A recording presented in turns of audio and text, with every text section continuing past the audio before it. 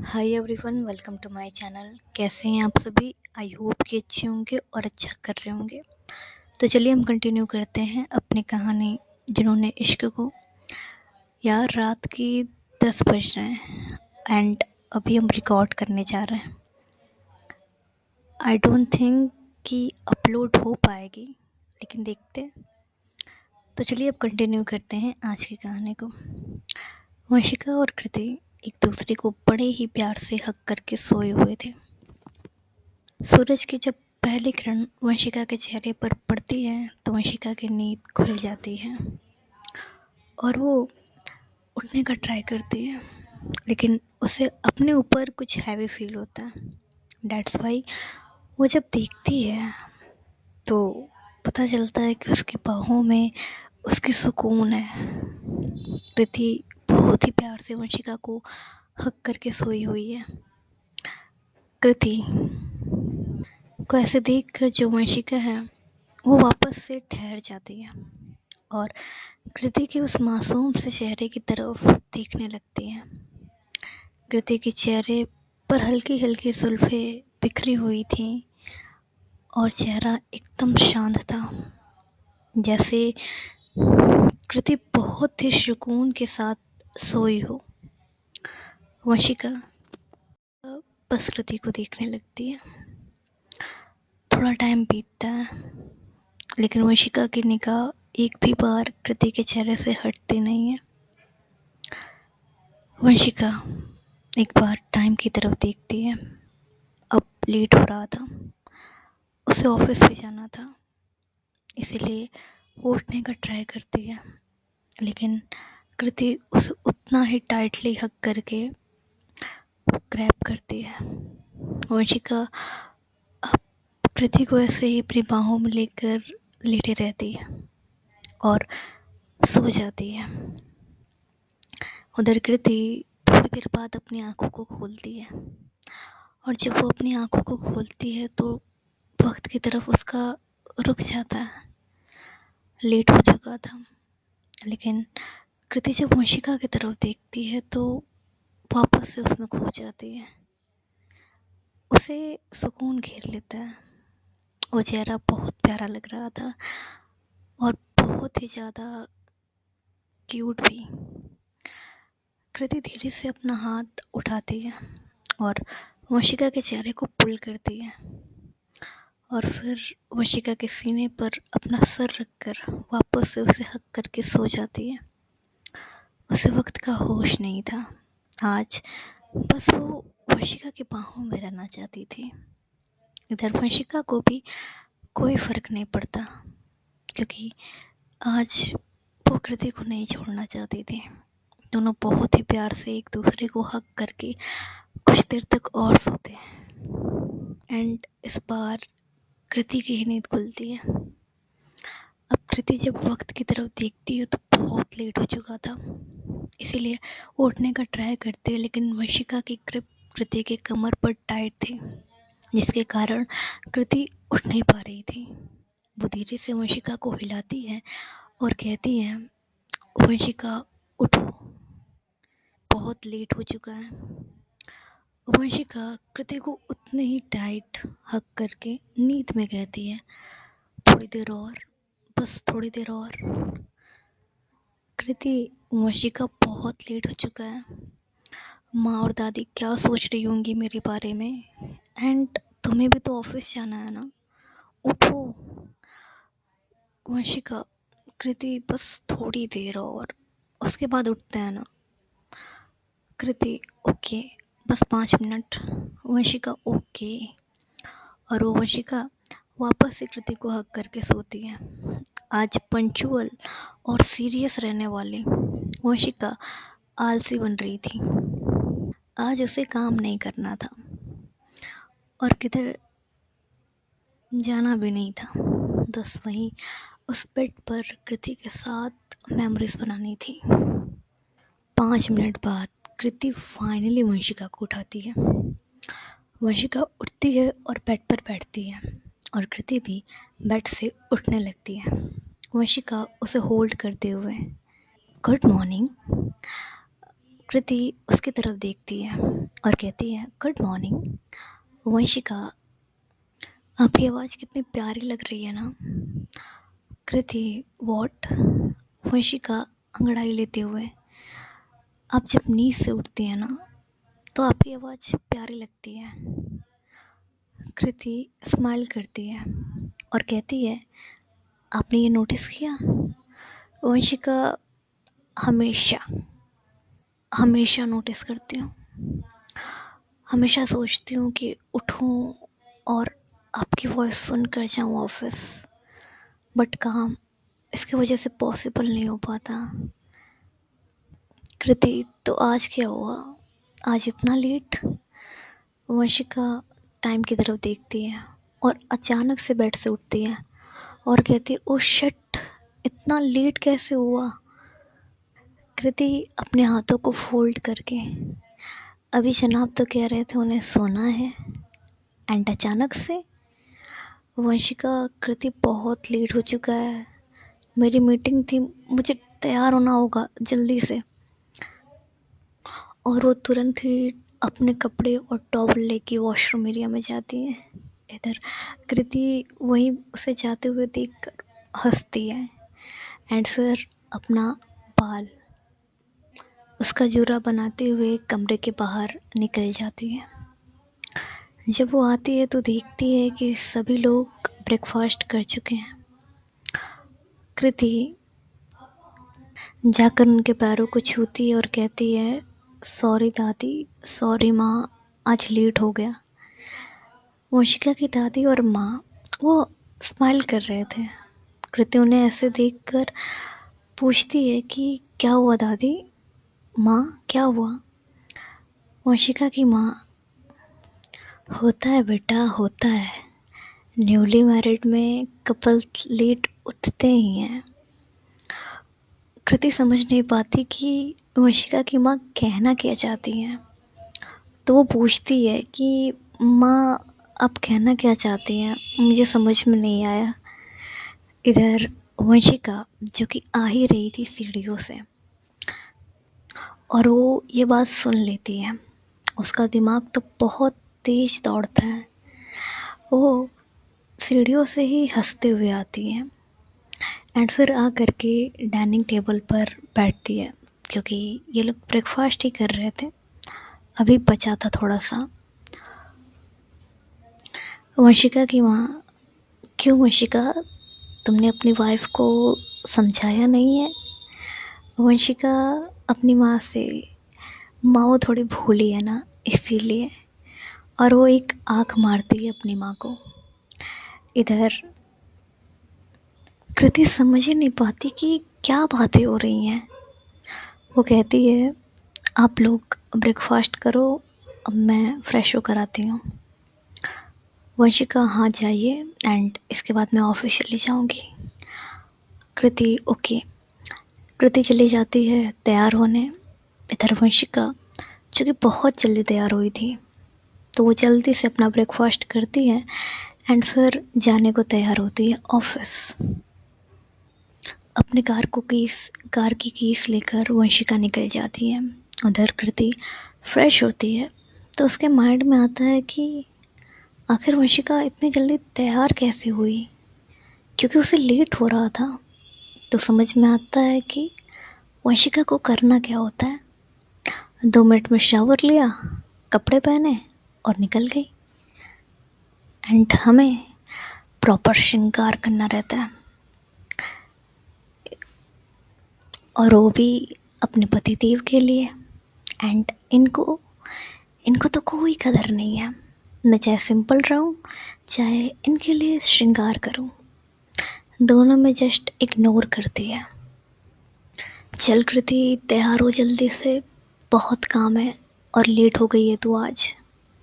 और वो तैयार होती है। इसके बाद वो खाना बनाने की तैयारी करती है एंड फिर सभी लोगों को खाना खिलाकर अपने कमरे में आ जाती है। कमरे में आने के बाद वो बोर हो रही थी, और उधर वंशिका, जैसा कि उसने कहा था, उसकी एक इम्पॉर्टेंट मीटिंग थी, तो वो अपनी मीटिंग अटेंड कर चुकी थी और केबिन में बैठे हुए अपने फ़ोन की तरफ देख रही थी।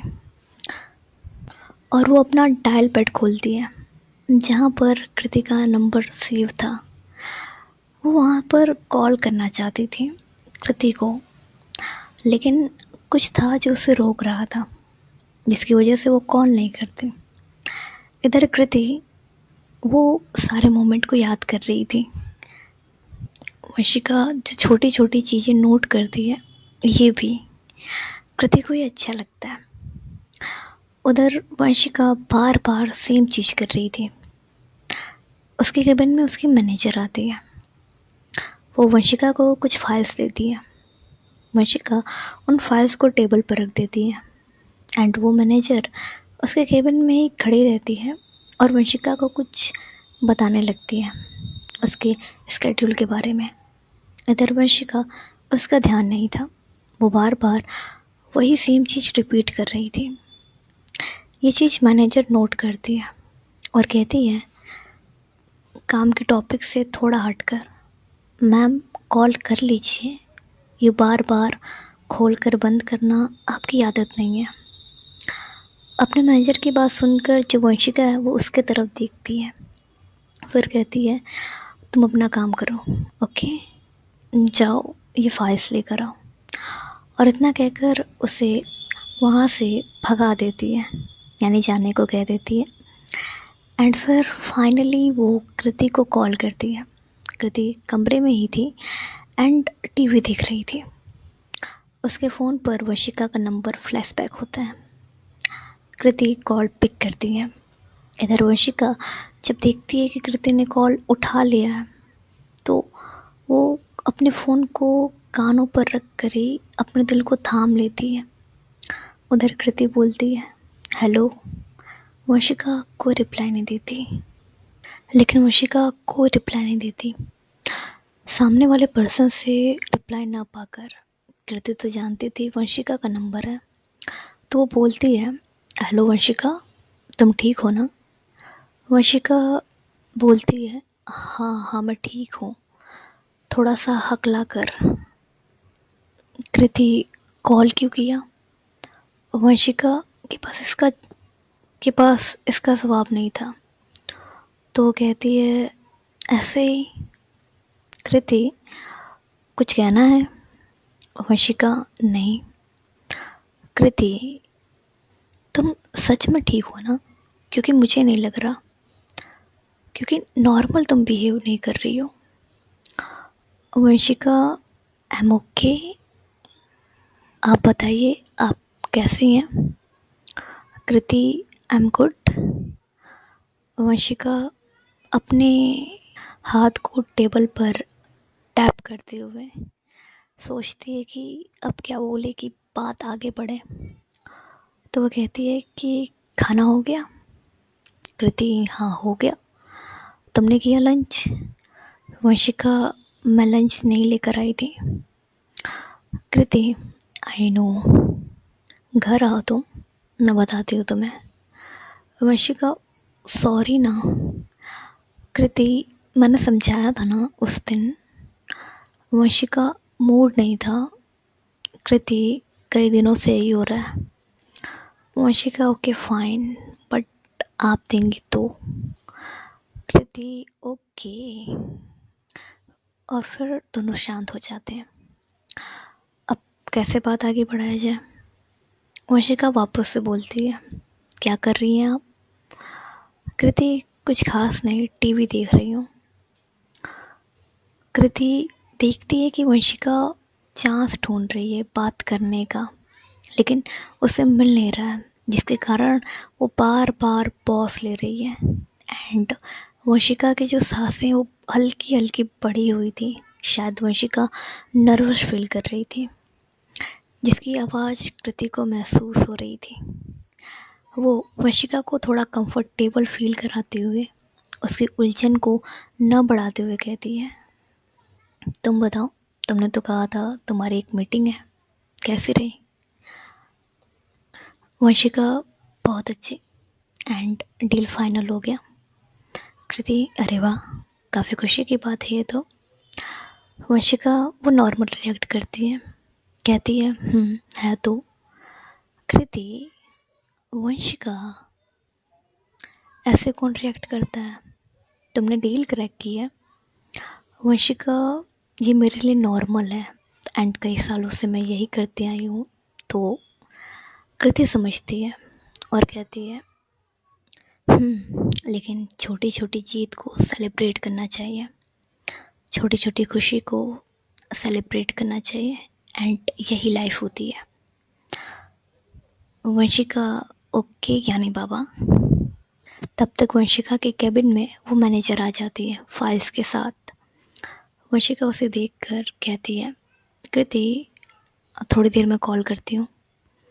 कृति ओके, और वंशिका कॉल एंड कर देती है एंड फिर वो अपने कामों में लग जाती है। इधर कृति वेट करने लगती है वंशिका का कॉल कब आएगा, लेकिन वंशिका तो अपने कामों में बिजी हो चुकी थी, सो उसे ध्यान नहीं था एंड ये बात उसके माइंड से उतर चुकी थी कि उसे कृति को कॉल भी करना है। वंशिका अपने मैनेजर से लेती है फाइल्स और फिर अपने कामों में लग जाती है। उसने कृति को कहा था कि वो थोड़ी देर में कॉल करेगी, इसीलिए कृति वंशिका के कॉल आने का वेट करने लगती है। लेकिन वंशिका पूरी तरीके से अपने कामों में लग चुकी थी, सो उसे टाइम का होश नहीं था एंड ये बात उसके दिमाग से उतर चुकी थी कि उसे कृति को कॉल करना है। ऐसे ही शाम हो जाती है। वेट करते करते कृति को गुस्सा आने लगता है एंड जब वंशिका का कॉल नहीं आता तो कहती है, आज घर आने दो वंशिका को, इसकी क्लास तो आज लगेगी। एंड उधर वंशिका अपने कामों को जल्दी ख़त्म करती है एंड फिर घर जाने को तैयार होती है। जब वो घर जाने को तैयार होती है एंड अपनी कार में बैठती है ड्राइविंग करने के लिए, तो उसे होश आता है कि उसने कृति को कहा था कि वो थोड़ी देर में कॉल करेगी, लेकिन उसने ऐसा नहीं किया। पक्का कृति गुस्से में होगी और वो कृति का वो गुस्से वाला चेहरा इमेजिन करती है और फिर डरते हुए, अरे क्या करूँ अब, कृति तो मेरी जान ले लेगी अगर मैं उसके सामने गई तो। वंशिका सोच बेटा क्या करना है, और वो जल्दी से सोचती है एंड फिर एक प्लान बनाती है। वहाँ से वो अपनी कार को फ्लावर शॉप पर लेकर जाती है, वहाँ से एक बुके बाई करती है एंड फिर वो जाती है एंड एक डब्बा चॉकलेट बाई करती है।